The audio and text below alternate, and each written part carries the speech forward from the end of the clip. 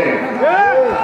বিএনপির সাথে যখন ছিল তখন ভাগ্যে কয়েকটা সিট জুটেছিল।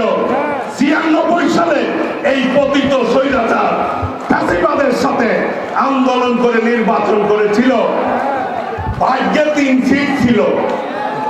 এখন যদি আবার নির্বাচন নিয়ে ষড়যন্ত্র করেন, মনে করেন নির্বাচন করবেন, জনপ্রিয়তা যাচাই করবেন, আসেন না জনগণের সামনে, বিএনপির সামনে, এইবার 3 সিটও জুটবেন আল্লাহর রহমতে। বাংলাদেশের মানুষ শহীদ রাষ্ট্রপতি জিয়াউর রহমানের ঘোষণার মধ্য দিয়ে এই স্বাধীন বাংলাদেশ করেছে।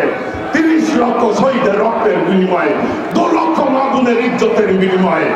কাজেই স্বাধীনতার বিপক্ষে যাদের অবস্থান, তাদের বাংলাদেশের স্থান হবে না।